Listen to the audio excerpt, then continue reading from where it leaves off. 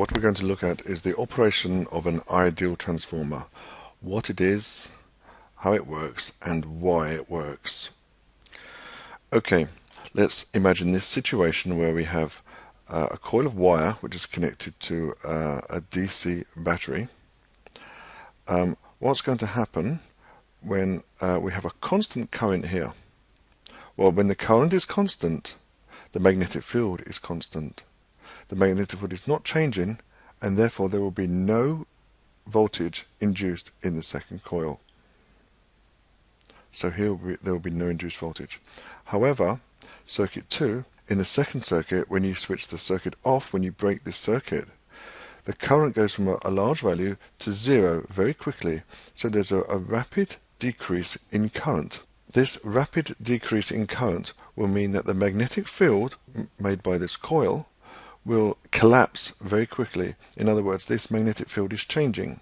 This magnetic field also goes through here, and there will be a changing magnetic field through this coil. This changing magnetic field will induce a current in the second coil. Notice that the direction of the current will be such that the magnetic field that this produces will try to oppose the change that's causing it. This is Lenz's law. So then we have the circuit off. Here we close the circuit again. In other words, the current is increasing very rapidly through this coil, which means the magnetic field is starting to build up. The magnetic field is changing. This magnetic field is linked by this coil. This changing magnetic field will induce another current in the second coil. It will be in the opposite direction to this current because the magnetic field is changing in the opposite direction. Here the magnetic field is collapsing. Here it's building up. So there will be a current, but it will be induced in the opposite direction.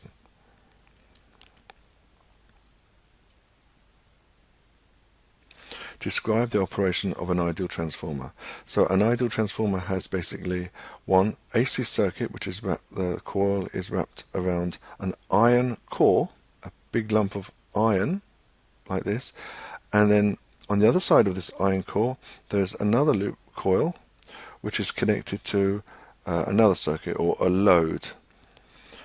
So we have current through here, the magnetic field going through there, and the idea is that it induces a current through this one. So this is basically what a transformer is. It takes this circuit, this energy from this circuit, and gives it to this circuit. We have to define some terms. This is the V1. This is the voltage, or the potential difference in the primary circuit. This is the N1, the number of turns in the primary circuit. This is the number of turns in the secondary coil, or the secondary circuit. And this is the voltage in the secondary circuit, in other words, across the secondary coil. If you have the chance, you should do a mini lab to vary the number of turns here, vary the voltage, and see what happens to the output voltage. See what happens to the primary voltage, which is the voltage across the primary coil, and how it affects the voltage across the secondary coil when you change these values. And this is an example.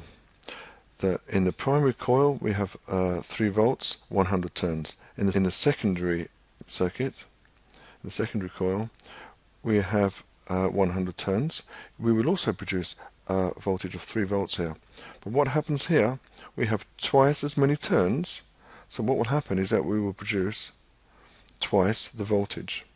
If we go from 3 volts with 100 turns down to 50 turns, the voltage will also go down by a factor of half, to 1.5 volts. So you should be able to express a mathematical model which describes this. It's a ratio between the voltages and the ratio between the numbers of turns on the primary and secondary coil. And this is the way of presenting it. This is the primary coil, primary circuit with a primary coil, and this is a secondary coil with a secondary circuit with a load with a resistor. And we find the ratio of the voltages from the secondary to the primary will be equal to the ratio of the number of turns from the secondary to the primary. You can manipulate this any way you like, but this is the easiest way to remember. What happens to the number of turns will also happen to the voltage. Okay, so what is the purpose of a transformer? The purpose is to basically start with one voltage and convert it to another voltage. How do they work?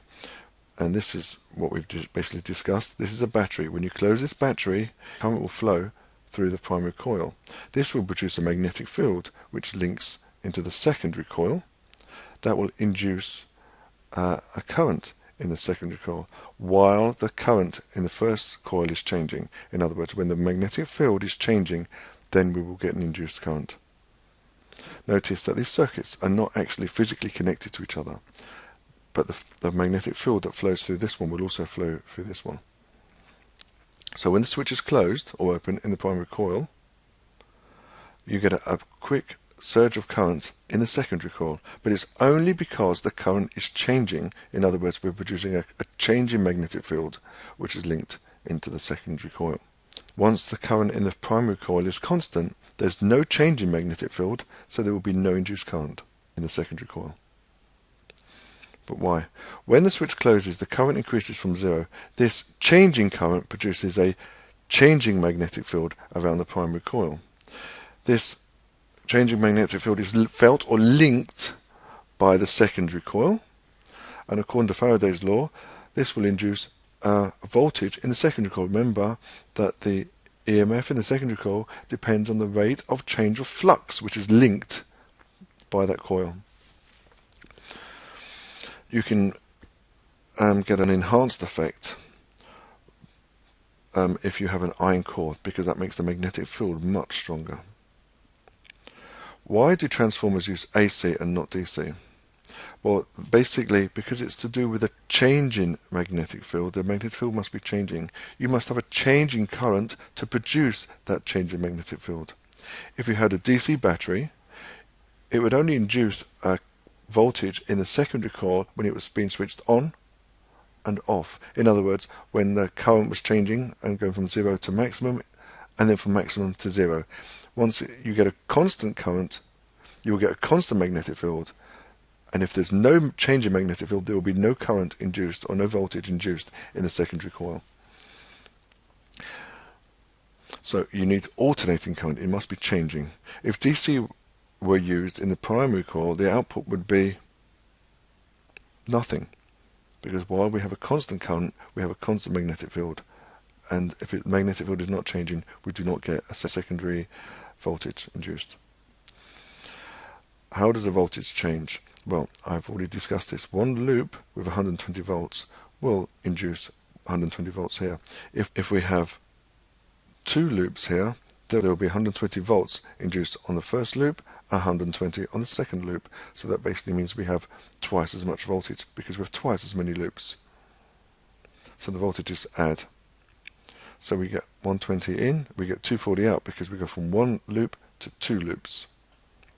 Since the secondary coil has more windings, the secondary voltage was higher, and this is called a step-up transformer because the number of turns steps up and the voltage steps up. Now, this is interesting. Did we just create energy with this circuit? We started with 120 volts, we ended up with 240 volts for nothing. Is this possible? No, of course not. The energy is always conserved. We almost have the same energy. Now, since power is the rate at which energy is consumed, power in the primary coil must equal the power in the secondary coil, assuming that there is no energy lost in the coil. And the equation for current is IV in the primary coil must be IV in the secondary coil. And you must think about this. If the voltage is getting bigger here, we go from the primary, which is 120 volts, to the secondary coil goes up to 240 volts. In other words, the voltage is doubling. What must happen to the current for the power to be the same? So for a step-up transformer, you go from a small voltage to a large voltage, which means the current must go from a large value to a small value. So as the voltage goes up, the current must go down. In other words, if you double the voltage, you must halve the current. Otherwise, the power in the primary coil will not equal the power in the secondary coil. So here we have a step-up transformer. We get more windings on the secondary coil, so the voltage goes up, which means the current goes down. The voltage goes up. However, you also can have the step-down transformer, where you have less windings on the secondary coil, where you have a large voltage in the primary coil and a smaller voltage in the secondary coil with less windings, which means if the voltage is going down, the current must go up. So we have a small current going to large current. But nevertheless, it's still called a step-down transformer because it's what happens to the voltage which determines what kind of transformer it is. So the secondary voltage is proportional to the number of secondary windings according to this. So it's just the ratio of the voltages is equal to the ratio of the number of coils, or the number of windings.